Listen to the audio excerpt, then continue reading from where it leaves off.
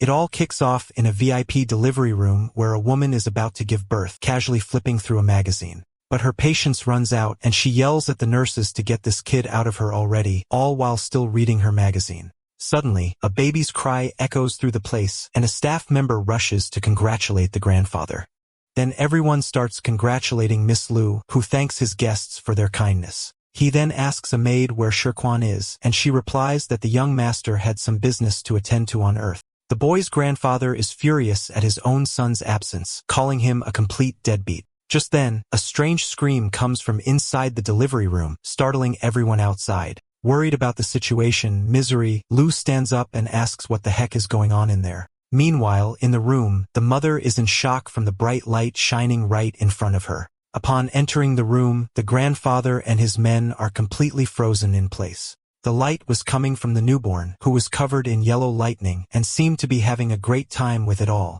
The baby thinks that no one would have ever guessed a commoner would be reincarnated into this family and even awaken a divine sense. A system screen appears, informing him that the lightning-type divine sense has been activated with sea-level power. The grandfather is stunned because his grandson was just born with a power he himself could never achieve. Dropping his cane, the grandfather shouts about the unparalleled, innate divine sense his grandson possesses. The grandfather picks up his grandson and celebrates, declaring that the Liu clan has finally produced a once-in-a-generation genius. However, the baby thinks that he's going to use this chance to take everything from the clan and make sure his father never gets to reincarnate again. The maids comment on how the young master is already smiling and didn't even cry, which is a sign of a noble destiny. The elder promises to use the full power of the clan to raise the boy. The newborn, who is also our protagonist, thinks that the last 6 months since he was taken out by that scumbag have felt like a dream. 1 month after reincarnating, his mother was drinking a special tonic given to her by one of her maids. As soon as she drinks the tonic, a powerful golden light starts to glow all over her body. He gained an accelerated growth ability and reached D level even as just an embryo. He reflects on how commoners can never match the power of the clans and how he has already reached a level that many risk their lives to achieve. But our MC wonders what kind of ability this is, as there are no records of accelerated growth. 2 months later, he faced an absorption crisis from the mother's original embryo but received a reward. Using his accelerated growth, he devoured the original embryo and acquired its innate lightning-type divine sense. He's thrilled to have a lightning-type divine sense, which is one of the rarest elemental abilities. The protagonist plans to use the family's best resources to nourish himself and become even stronger. 3 months later, his lightning-type divine sense had already reached the intermediate stage of power. We see high heels and women's underwear scattered on the floor of his mother's bedroom. On the bed, a couple of pairs of feet are tangled up, getting pretty cozy. We see the woman with a blonde guy while her son is still in her belly. The lover asks if she isn't scared, and the lady says her marriage is just a political arrangement. The fetus overhears the man questioning his paternity, while his mother just asks for more. The MC complains that all this commotion is messing with his energy absorption rate. So, he ends up releasing a lot of energy at once, making her complain that it burned her from the inside. At 6 months, his power hits peak D level, and he understands his mother's constitution. A handsome and serene face is watching. The man observes the woman's belly and wonders when the darned brat is going to be born. Inside the womb, the MC opens his eyes and glares at his father with a look full of hatred. Through his vision, he reflects the man's face and calls him a filthy mutt. In a flashback, we see the young man in his past life being warned about terrible beasts. One of his injured companions tells Brother Liu to get out of there as fast as he can. His friend is defeated and cries out for help while the young man just watches. Unfortunately, his friend ended up being devoured by a hideous monster while the young man watches it all happen. With a wicked smile, the traitor orders his men to feed the beast to form the spirit core. The man smirks maliciously and mockingly as he watches his victim about to be defeated. At that moment, the young man notices a giant spike coming his way, ready to strike him. His former companion impales him with a huge branch, lifting him into the air without any mercy. The protagonist looked at the wound in his chest, shocked by the betrayal he had just suffered. The scumbag starts laughing hysterically at his enemy's pathetic moment. He mocks him, saying that's what happens when someone like him overestimates his own strength. As he's thrown away, the young man accuses him of tricking him just to feed the beasts. As he's passing on, his only worry is what will happen to his younger sisters. He remembers when he said goodbye to one of them, promising he'd be home soon.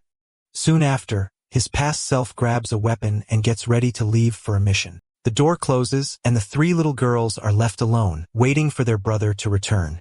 Looking at the moon through the window, the girls wonder when their big brother will come back. The back in the premises, as a fetus, fills with rage and swears revenge on the one who separated him from his sisters. With his power, the fetus prepares to punch his father, who is just outside. Then the little guy lands a solid punch right in the traitor's face, catching him completely by surprise. The impact of the blow sends the man flying, and the mother is shocked by the kick she felt. The boy's father falls to the ground in immense pain, not understanding what just happened to him.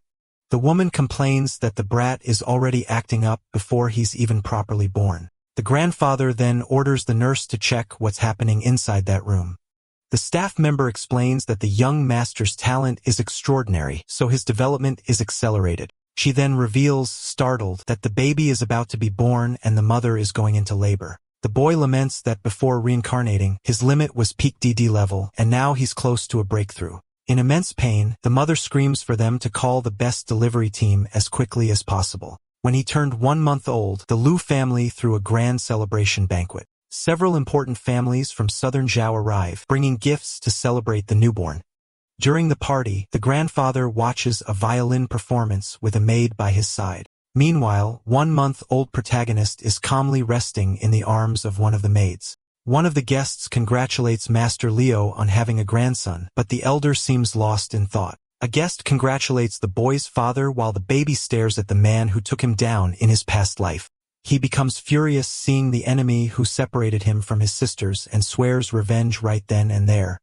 In his memories, he remembers his younger sisters excited about a giant birthday cake. In his past life, he was on the phone with Brother Chun, who was complaining about him being late for a mission. The young man apologizes, and the traitor thinks that he only hired him because of rumors that he needed money. The man advises him to use his brain, and the young man thanks him for the job opportunity.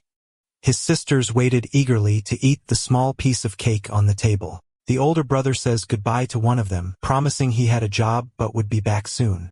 Then he grabs his weapon, which was kept in a bag, and prepares to leave the house. The door closes, and the three little girls are left alone, anxiously awaiting his return. From the window, the girls watch the moon while waiting for their dear brother to come back. Elsewhere, a man approaches a glowing portal in the middle of a dark forest. Smoking a cigarette is the same one who was congratulating young Master G at the party. Young Master G, who appears to be the leader of this dangerous operation. With his subordinates by his side, young Master G asks how the mission is progressing. The man informs him that they've been inside for a while and the beasts should be well fed by now.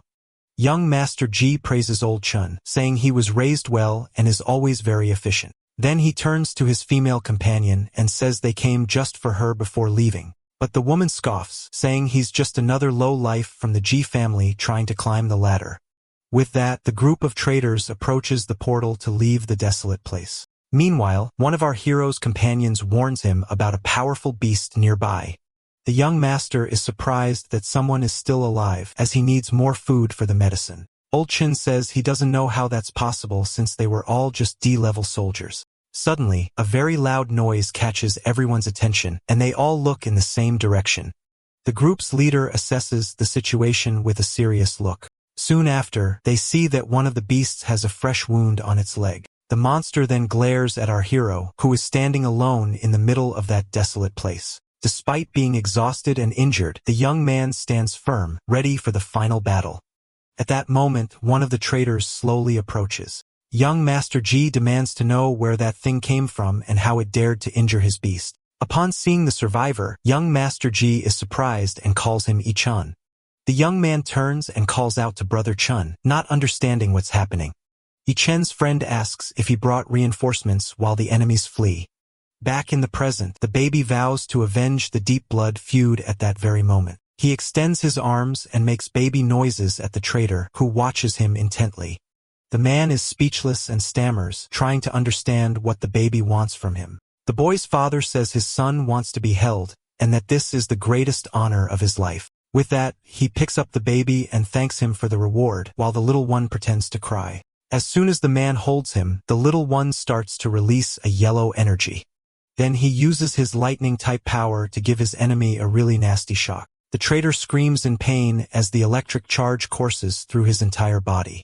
From the shock, he ends up dropping the baby, who falls hard onto the mansion floor. The women at the party are startled and look toward the noise. The musicians also stop playing, shocked by all the commotion. The boy's grandfather watches everything with a serious expression. With that, the boy's parents are shocked by what just happened. The little protagonist on the floor, the old man realizes he just made a mistake. The baby starts crying loudly to keep up appearances and fool everyone. The traitor panics at the situation and starts breaking out in a cold sweat, terrified of what might happen. Furious, the grandfather yells at the man for daring to drop the Liu family's treasure on the floor.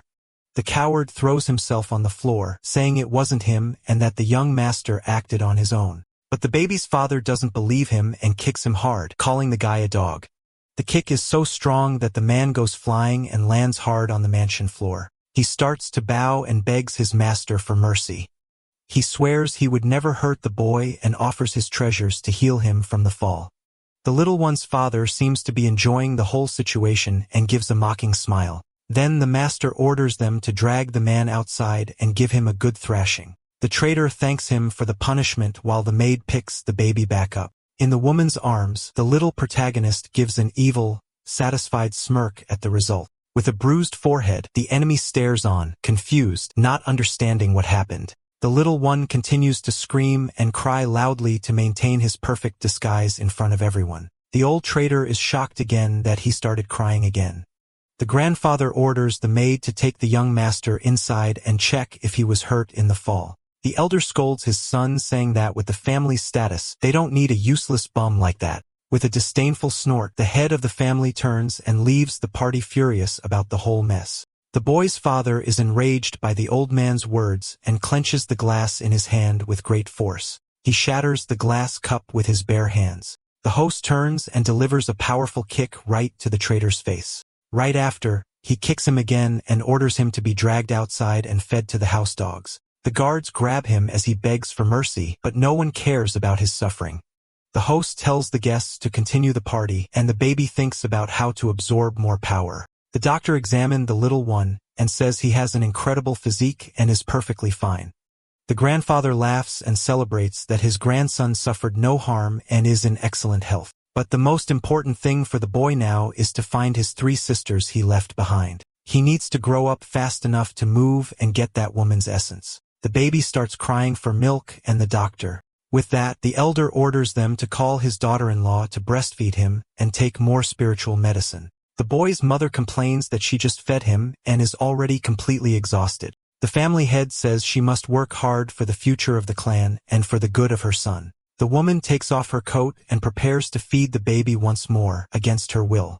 The little one opens his mouth and starts crying as he waits to be fed by his mother. The mother picks him up and stares at him with her red eyes. She starts to breastfeed him and complains that the little rascal is sucking way too hard. Seeing that his daughter-in-law is getting weak, the grandfather orders them to bring her the tonic soup. Soon after, we see the baby taking a bath with his mother in a hot spring. The woman complains that he's been sucking for a long time and asks if she owes him something from a past life. 3 months later, the baby is already crawling around the house, and his power has reached sea level. In his past life, it took him a year advance from elementary D level to intermediate.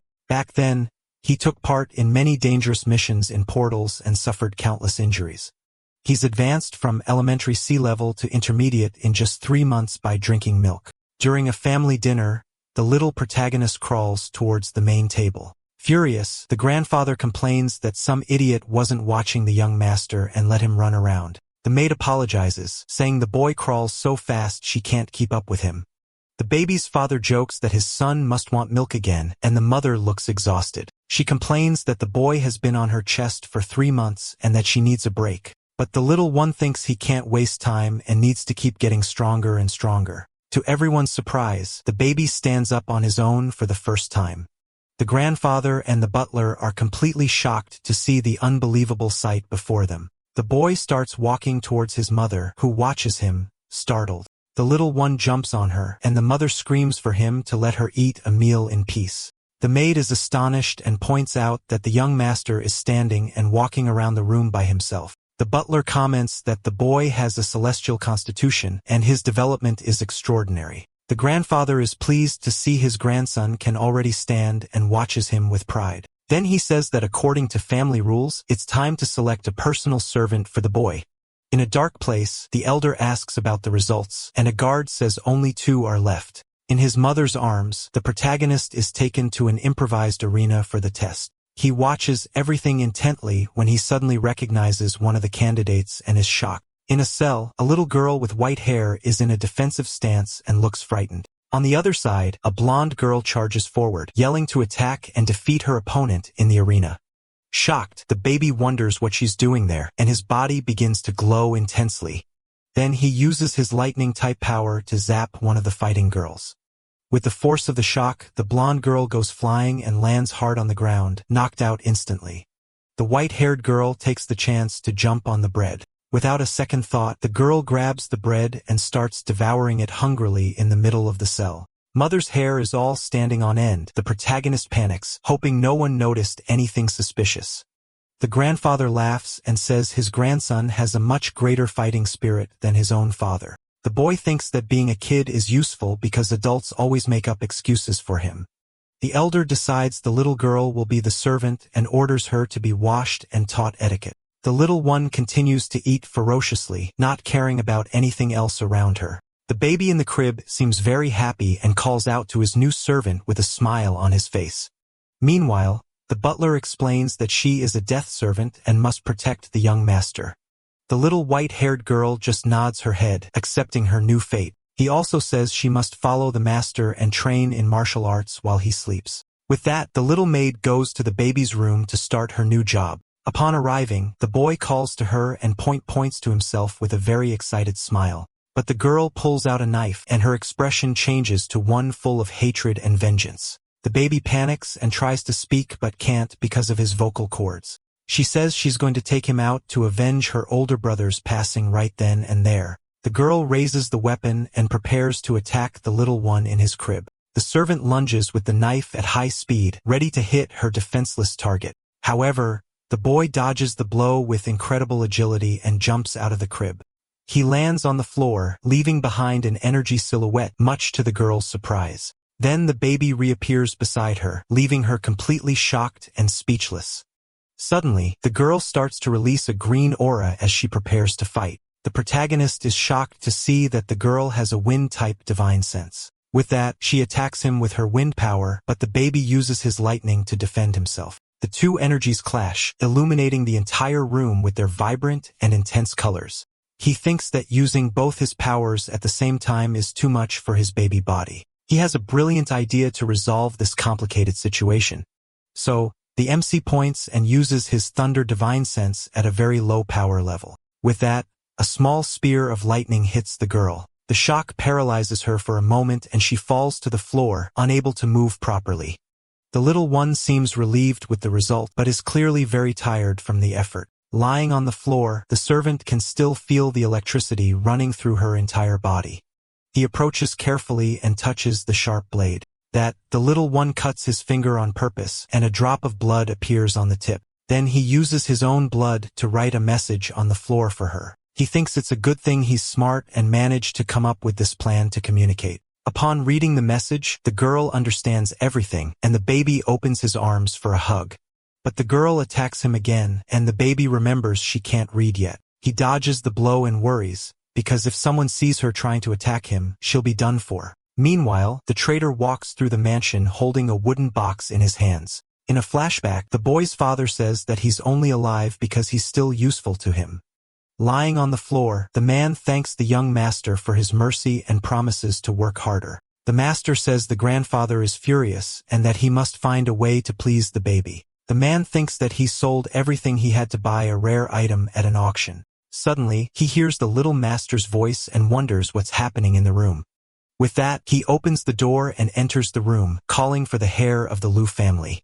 Upon entering, he is met with the scene of the two of them chasing each other around the room. Seeing an opportunity, the baby glares at the man with a dark look and a plan in mind. The traitor is completely confused, not understanding anything that's happening. Then the boy grabs the servant's hand and turns the knife. He uses his lightning power to give the white-haired girl a little shock on her forehead. She falls to the floor, and the baby catches the knife in mid-air, completing his perfect plan. Without hesitation, the baby stabs himself in the shoulder, and the knife becomes covered in blood. The traitor is utterly shocked by the scene and screams in terror, not believing his eyes. Next, the boy throws the bloodied knife towards the man watching him. The poor guy catches the weapon in mid-air and freezes in fear, not knowing what to do. In his shock, he ends up dropping the box he was holding. Then the little protagonist takes a deep breath, preparing for his big performance. Soon after, he starts wailing loudly on top of the fainted girl on the rug. The man holds the bloody knife, completely desperate about the whole situation. At the sound, the grandfather and the others come running to see what happened. The elder and his son stare at the scene with serious expressions. The little one keeps crying and leans on the servant to make it look like he protected her. Furious, the grandfather points at the traitor and accuses him of trying to attack his grandson. The man throws the knife on the floor and tries to defend himself, saying he wasn't the one to blame. But the father doesn't believe him and punches him for daring to hurt his son. Desperately, he explains that the girl attacked the baby and he defended himself. The baby continues his crying act while the traitor screams in desperation with a bloody nose. He swears to the elder that he's telling the truth, but no one seems to believe his story. The boy's father hits him with another punch and furiously asks where the gift is. Desperate, the man looks for the gift he dropped on the floor during all the chaos. The grandfather praises the little girl for protecting his grandson and orders her to be taken to rest. The elder places his hand on the young master's shoulder, who tenses up. The elder glares at him, his red eyes glowing intensely with rage.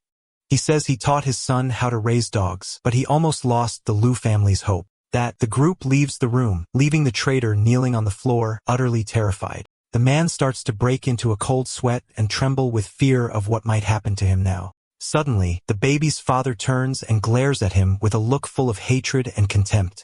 He kicks him hard and says he gave him a chance, but he dared to try and hurt him anyway. The man tries to explain, but the master orders him to be dragged out and fed to the dogs. Seeing his plan succeed, the little protagonist finally sighs in relief at the outcome.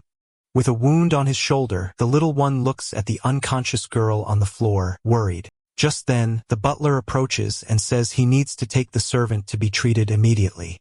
But he panics when he remembers he wrote a message on the floor right under her. So, the boy lies down on top of the girl and shakes his head to stop the man from taking her. The staff member then picks up the little master, lifting him off the unconscious girl. With that, the butler places him back in the crib while the boy looks very distressed. Seeing that the man is about to pick up the servant, he wonders if he should knock him out with an electric shock. Suddenly, an idea strikes him and he looks towards the maid with a new plan in mind. The staff member picks up the little girl, and a pool of blood is left on the bedroom floor. The protagonist is shocked to see that the servant is also genuinely injured. Seeing the blood stain on the girl's clothes, the butler is also very surprised. The little one is confused by the situation and doesn't understand how she could have gotten hurt. He takes her outside and orders the young master's room to be cleaned up. Alone in the crib, the boy sighs in relief but wonders what is going on. But he puts it aside as he has more important things to do at that moment. He jumps out of the crib, ready for his next plan. In a message room, a special oil is being prepared for his mother. The woman then receives a relaxing back message from one of the housemaids. The boy's mother seems very relaxed, enjoying her rare moment of peace. But the tranquility ends when the little one calls for milk, suddenly startling her. He crawls over to her, and the woman complains that he's here again with his huge appetite. The boy begins to feed, and the mother complains, asking how long he's going to keep sucking. But he needs to speed up his growth so he can talk and explain everything to his servant. A week later, time is just flying by in the fancy Liu family mansion. And just like that, our main character now looks like a 3-year-old and has finally gotten the hang of talking. The little white-haired servant girl is still giving him some serious side-eye. She's still convinced he's the one to blame for everything that went down with her older brother. So the kid turns to Yiri and just drops the bomb. He's her brother. The girl is like totally floored. She just freezes up and her eyes turn a deep shade of red. Then he asks her if the cake her brother bought for her was any good. That question sends her down memory lane, and she starts getting super emotional. In her memories, she recalls her brother calling her and her other sisters to come eat some cake. The three little girls get crazy excited seeing a birthday cake right in front of them. She remembers her big brother cutting a slice of cake for his little sisters. The girl recalls him on the phone, getting orders to join his team for a mission. One of the sisters tries to snatch a piece, but another one stops her, telling her to wait for their brother. After that, the three little ones are at the window, watching the moon and waiting for him to come back. In that moment, the face of his old self appears reflected in the full moon, like a memory. In the moon's reflection, his old face blends with his current baby face. He looks at the little girl with a gentle smile, his eyes welling up with tears. Realizing it's him, she can't hold it in anymore and just starts crying. She collapses to the floor and starts bawling her eyes out, just wailing uncontrollably. He covers her mouth and shushes her so no one finds out their secret. With his tiny hand, he tries to muffle the girl's sobs, so they don't get caught. Right after, she throws her arms around him, hugging him with all her might, feeling a mix of relief and happiness. Still crying, the little girl asks if the one in front of her is really her beloved brother. But the hug is so tight that he complains he can't breathe in his little kid body. She lets him go, and our guy is a little dizzy, trying to catch his breath. Once he recovers, he gets serious and looks at his sister, needing answers. She watches him intently, tears still streaming down her face. So he grabs her and asks how she ended up here and where their other sisters are. With so many questions, the girl gets overwhelmed and asks her brother to slow down. Finally, the two of them calm down and get ready to talk about everything that's happened. The girl starts to explain that on that day, he left for a mission and just never came back. In a flashback, the three hungry sisters are waiting, staring at the cake he bought. One of the girls wondered why their brother was taking so long to get back. The youngest one even asks if he abandoned them, since he'd never been gone for so long. So Yi decided to go look for him and found out about his disappearance at the mission headquarters. There, she saw another hunter's wife yelling at the traitor about her husband vanishing. The guy, having zero patience, called her crazy and shoved her away forcefully. Another hunter shows up and accuses the man of going into the portal with young Master Lu and the others. In that moment, the little servant girl understood that this man was behind everything. The traitor just watches with an annoyed look on his face, casually smoking his cigarette. He unleashes his firepower, getting ready to attack his accuser. A fireball flies toward the man, who's just frozen in fear by the attack. He takes a direct hit, and his body is completely engulfed by the intense flames. The man drops to the ground, defeated, while the others just watch the scene, doing nothing. He warns them that spreading rumors about the young master is a dumb move, since the mission was high risk. Our guy says the traitor got what was coming to him for double-crossing them, and then asks about the other girls. Hearing the question about the others, the little one's expression changes, and she looks really worried. She starts crying all over again, leaving her brother totally confused. Startled by his sister's sudden reaction, he worriedly asks what happened to them. Through her tears, the girl explains she just wanted to get revenge for her brother, but then a whole tide of demons just appeared out of nowhere. Flashback to a portal ripping open, and everyone is just scrambling for their lives as the invasion begins. The memory of that demonic tide has her absolutely petrified. She tears through the wrecked streets, frantically screaming the names of her other two sisters. Meanwhile, a couple of hunters stroll by, casually remarking that, yep, this monster wave was a pretty nasty one. She's left standing all alone, just watching as the city burns, completely obliterated. With tears streaming down her face, she runs aimlessly through all the chaos and destruction. The poor girl continues her search alone, picking her way through the rubble of the city devastated by the invasion. With her hands all scraped up, she collapses to the ground, screaming her sisters' names in absolute despair. That's when she remembers her brother and just breaks down, sobbing and wondering where he could possibly be. Back in the present, our sees a main character comforts his sister, telling her not to cry because they've been given a second chance. His eyes flash red as he vows that some guy named Chun is going to be the very first to pay for this. In some dark and grimy prison, we cut to a hallway that's just splattered with stains. The traitor is locked up, screaming his head off that he's innocent and was just there to deliver a gift. Next thing you know, he's slammed against the cell bars, a look of pure terror on his face. Because surprise, a demon materializes right behind the terrified prisoner. The traitor drops to his knees, begging for his life as the creature closes in, its tongue lolling out. All we hear is a horrified scream, and suddenly, the prison hallway has a few more red stains. The traitor out of the picture, RMC declares it's time to turn the entire Lu family upside down. Tears still in her eyes, his sister agrees, promising she'll do whatever he says. That's when she remembers she has a very important mission to take care of with RMMC. So, she just hoists him into the air, announcing it's bath time, but he protests, yelling that he's her brother. But the girl explains that now, she's his personal attendant, and this is her daily mission. And just like that, she starts carrying him off to the bathroom, all while he's screaming bloody murder that he absolutely, positively does not want a bath. Cut to the bathroom, where our MC is now sitting in a wash basin as she gets everything ready for his bath. She walks up to him and says it's time to get his clothes off, but our MC insists he can handle it himself. But she's not listening, and with a grin, she just eats his clothes right into the air. She looks down and chirps about how cute his little fellow is. RMC is absolutely mortified, basically dying on the inside from the sheer awkwardness of it all. Super embarrassed, he yells at her not to look, reminding her yet again that this is so not okay.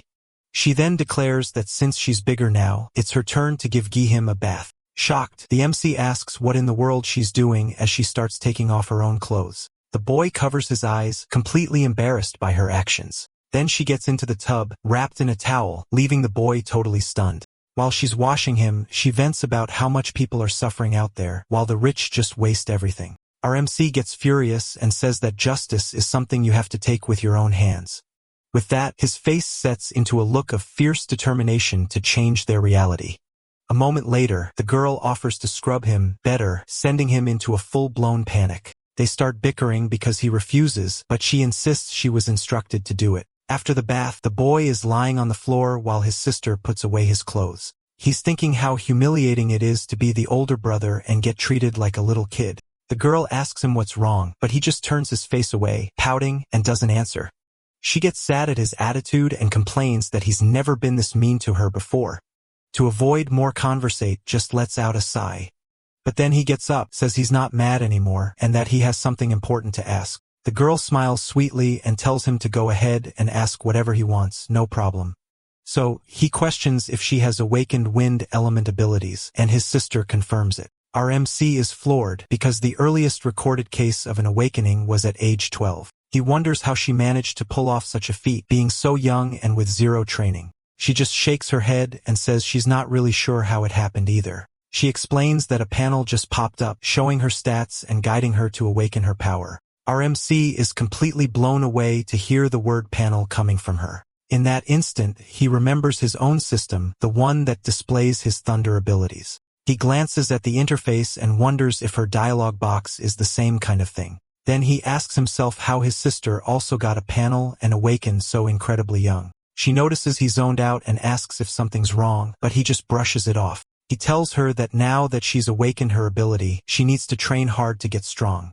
With a determined look, the little girl replies that she's going to train super hard from now on. He pats her on the head and says that, out of all the sisters, she was always the most responsible one. Suddenly, they both hear a knock at their bedroom door and freeze. A maid announces that dinner is ready, and that the master ordered their mother to prepare some milk for him. She hands a full baby bottle to the MC's sister, who just stares at it, surprised. She takes the bottle, and our MC walks over to her with a new plan already forming in his mind. He says they need to use every resource the Lu family has to get stronger and fast. The girl asks how they're supposed to do that, since she's already training as hard as she can to level up. With a mischievous grin, he tells her to open her mouth and discover the secret to power. Although she's a little hesitant, the girl opens her mouth, curious about what her brother is up to.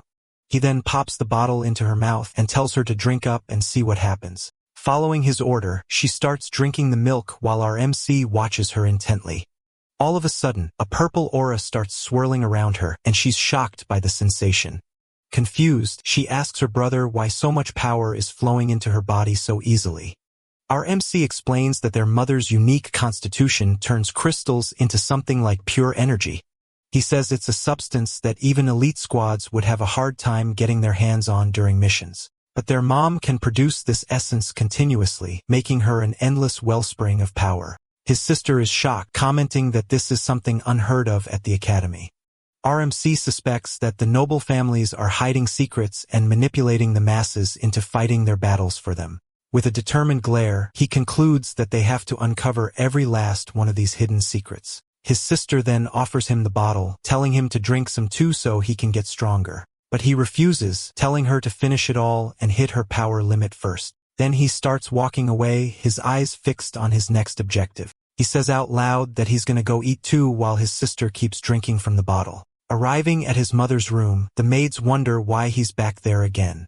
The next thing we see is the boy feeding directly from his mother in the household's pool. The woman complains that she's already provided so much milk that the little brat just eats and eats without stopping. One of the maids quickly orders the others to prepare more medicinal meals for the madam. Our MC thinks to himself that the revenge starts now and that he and his sister are about to append the very order of the heavens. As lightning crashes down over the mansion, he swears that he will turn the Liu family completely upside down. Our hero crawls across his bedroom floor, a determined look on his face as he searches for something. Meanwhile, we get a flashback of the traitor freaking out, screaming that the gift was in his hand as he frantically looks for it. Then our MC peeks under a piece of furniture and spots the little box the traitor dropped. With a satisfied smirk, he grabs the gift, figuring it must be something incredibly valuable to the family. He then opens the box, and an intense blue light illuminates his tiny face. Inside, he finds a large blue crystal, and wonders if it's a magic beast crystal. A system panel immediately pops up, informing him that it's a rare thunder element skill crystal. Our MC is confused as he had no idea skills could be absorbed instead of cultivated. The system explains that after hunting evolved beasts, there's a chance to get these rare items. Our little guy is surprised that something like this even exists, but gets suspicious, asking how the voice knows his thoughts. In that moment, he's totally shocked, a look of pure panic on his face as he realizes what's happened. The voice says it's in his consciousness, and he scoffs, saying he knows all about these tropes from novels. He remembers that in his past life, he was a student addicted to games and web novels that had systems. In those stories, the main characters get rewards and turn the tables, getting revenge on their enemies. Furious, he yells that the system is useless, but the voice retorts that without it, he wouldn't have even been reincarnated. The MC pauses, thinks for a moment, and has to admit the mysterious voice has a point. With his arms crossed, he then questions its connection to his little sister's system. The voice denies any sort of link and urges him to get stronger and fast. He agrees and gets focused, knowing he needs to take every opportunity he can get. He then sits down on the floor and with intense concentration begins to absorb the crystal's energy. With that, a powerful, divine energy starts flowing through his small body. A moment later, he holds out his hand and successfully summons his new skill, Lightning Spear. He's completely floored, having just acquired a skill that should have taken 10 years to master. He feels the power condensed in the spear and wonders just how strong it really is. Without a second thought, he hurls the weapon with all his might to test out his new power. The protagonist watches as his powerful electric attack flies through the air. The sound of the explosion gets the grandfather's attention, who comes running with the butler to see what happened. But what they find is the boy's father, in his SpongeBob underwear, complaining to the MC's mom about the noise. The grandfather and the MC's little sister are completely floored by the scene. The boy looks at the giant hole he just blasted in the mansion wall with his new skill. Furious, the grandfather demands to know who did it, and the butler explains he heard a lightning bolt come from the room. But upon seeing his grandson, old man's mood flips, and he lifts him up, celebrating his new divine skill. He then praises the boy's mother, thanking her so being for productive for the family. However, the boy's father seems irritated by the whole situation and complains about the noise he made. At that, the grandfather scolds him, saying he should be proud of his son's exceptional talent. The grandfather then decides he will take his grandson to the family's annual hunting festival. A moment later, the family head asks the butler if everything is arranged for the event. The old man laughs, saying his descendants need to learn their true worth from a young age. Cradled in his mother's arms, our protagonist is annoyed, having no idea what they're planning. And so, the group walks down a long hallway toward the location of the hunting festival. Once there, the grandfather uses his energy to open a massive circular gate in front of them. The gate opens, revealing a large swirling vortex of bright purple energy to everyone.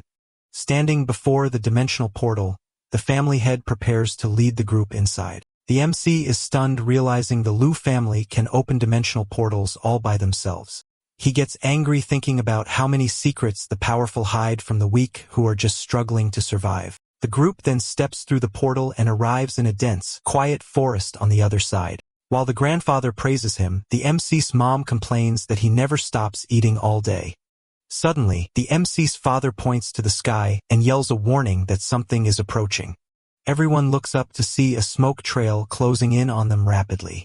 The mysterious thing zips through the trees at incredible speed. Soon, a giant multi-headed serpent appears and brutally attacks a group of hunters. One hunter tries to strike the creature, but his weapon shatters, while another uses a force field to defend himself. When he sees a C-rank Python and AB-rank Python King in a C-rank portal, the protagonist and his sister are in shock, and the girl recognizes one of the hunters. Just then, one of the serpents lunges toward one of the female hunters. To everyone's surprise, the red-haired girl manages to hold the creature's mouth open with her bare hands. But she's struggling with all her might to avoid being bitten by the giant monster's sharp fangs. Even so, the serpent's strength is too great, and it knocks her away with a single blow. The hunter's leader then yells for everyone to fight as they retreat from the dangerous area. The group's leader tries to fend off the monster with a shield, but another hunter tries to attack him from behind. The red-haired girl runs and screams desperately for him to watch out, but the hunter's punch goes right through the shield, hitting the captain with full force. The force of the punch makes the hunter fighting the serpent lose his shield. At that moment, the giant serpent is struck by a purple lightning bolt coming from another hunter. Another hunter yells furiously at the traitor for attacking their captain. The traitor just smiles wickedly as he prepares to attack the other man. With a violent blow, he mercilessly attacks the hunter, leaving him gravely injured. One of the other hunters is shocked as he seems to have recognized the attacker. He reveals that the man is Kuei Aisheng, a criminal who had been convicted before. Kuei Shang starts laughing like a maniac at the hunter's desperation. He then kicks the man, sending him flying with incredible force. The injured hunter soars right into the mouth of the giant serpent, which was waiting for him.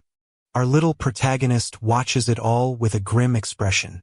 He remembers his past life when Cui Shang threw a friend to his doom. A splash of blood appears symbolizing what just happened. Back then he watched his friends get taken out one by one. The monster they were feeding with their own comrades emerges, imposing and terrifying. With a cruel smile, the MC's father orders them to feed the creature to form a treasure. He then tells Cui Shan to attack our hero's past self without a second thought. The henchman rushes toward the young man, ready to deliver the blow. But the guy activates his power and braces for the inevitable clash with his enemy. Icefist glows with a powerful energy as he closes in. Their two fists collide in a violent power-filled impact. He tells us that Kuei Aishong is like a demon who loves to crush people. It's revealed that he was protected by the Lu family and is now one of their goons. Back in the present, his sister wonders how they can possibly save the red-haired girl. But our protagonist seems to have an idea, and his eyes gleam, a plan already forming in his mind. So, he turns around and starts feeding again, which really ticks off his mom. She asks what in the world he's doing as our MC fills his mouth with milk, making a weird face. He spits everything out, leaving her completely shocked. Disgusted, she screams at our hero for getting her all messy and just eats him into the air. Seeing the commotion, the boy's grandpa gets this furious look on his face because of the whole mess. Right after MC's little sister leaps into action. Just like that, she catches our hero mid-air, saving him from the fall. The girl lands safely on the ground, holding her little brother carefully in her arms. She asks if her brother is okay, and he explains his master plan: create chaos to save the hunter. Suddenly, our young man's father slaps his wife hard across the face, leaving her completely stunned. He then grabs her firmly and scolds her for being so careless with their son. Furious, the woman says that not even her own parents ever dared to lay a finger on her, and she gets incredibly angry. With that, she summons an ice weapon and goes right after her husband, looking for revenge. The man defends himself with his powers, saying she needs to be taught a lesson for her audacity. The kids watch intently as the fight unfolds right in front of them. The mother and father clash with their abilities, but a burst of energy suddenly appears between them. The boy's grandfather shows up, and the MC's parents just stare at him. The grandfather says that, as a mother, she must put her son first and not be so reckless. With a furious glare, he tells them they both carry the responsibility for both of their families. At that, the couple calms down and dismisses their weapons, while the children watch from a distance. The MC sister asks what they'll do now, but he tells her not to worry because they are coming. Suddenly, the young maid hears a strange noise. The butler informs the grandfather that he sensed movement coming from the nearby woods. The family also notices something approaching and goes on high alert. Just then, 3 goblins emerge from the forest with some really weird expressions on their faces. From a higher vantage point, we see the goblins starting to close in on the MC's family. The creatures start screaming desperately, as if they're gearing up for a battle. Next thing you know, the 3 monsters are impaled by wooden stakes that pierce right through them mercilessly. The MC's father wonders how this is possible since the area was supposed to have been cleared beforehand. The grandfather complains, "This is what happens when all you know is how to cause trouble in bars instead of hitting the books." Just then, the boy's mother starts to glow with a purple energy. The little sister explains that their mother's essence attracts demonic beasts, especially high-level ones. With that, the sounds of many goblin feet start getting closer, putting the group on edge. Then a horde of elite goblins appears before them, led by a B rank. One of the monsters leaps toward the family, its axe ready to strike without mercy. Unfazed, the grandfather orders his subordinates to handle the situation immediately. And just like that, the family starts fighting the monsters using their powerful elemental abilities. Taking advantage of all the chaos, our MC tells his sister it's time for them to get out of there. So, the girl runs towards a cliff with her little brother in her arms. Without a second thought, the MC's sister jumps off the cliff, plummeting at high speed with our young hero. In that instant, the girl's eyes glow intensely as she activates her special ability. Using her wind power, she begins to fly through the skies, carrying her brother to safety. Our MC asks when she learned to fly, and she says it was a reward from the system. Surprised by this revelation, our MC gets flustered and asks what kind of task it was. The girl reveals with a smile that the system's task was simply to give her brother a bath. In a flashback, we see that upon completing the mission, she received the rare flight technique as a reward. Our MC gets annoyed, wondering how a system could give such an awesome reward for such a silly task. The MC's little redhead sister is fighting bravely against a serpent, striking it with her sharp sword. But then, another enormous serpent appears and attacks the other hunters, shattering their shields with ease. With one powerful strike, the creature sends one of the hunters flying, completely breaking her guard. Down on the ground, the woman desperately yells to her captain that they can't keep fighting anymore. The group's captain then confronts Kue Xiong, asking why he's attacking them with a wicked smile. The traitor says he enjoys hearing the screams of his victims. The leader asks who his master is and says that violating the guild's agreement is against the law. The villain replies that laws are only for the weak and for commoners like them, and that he couldn't care less. Right after he rushes towards the captain at high speed, ready to land a blow. But instead, he attacks one of the female hunters, catching her off guard with his incredible speed. Defeated, the woman begs her captain to save her from this terrible, heartless man.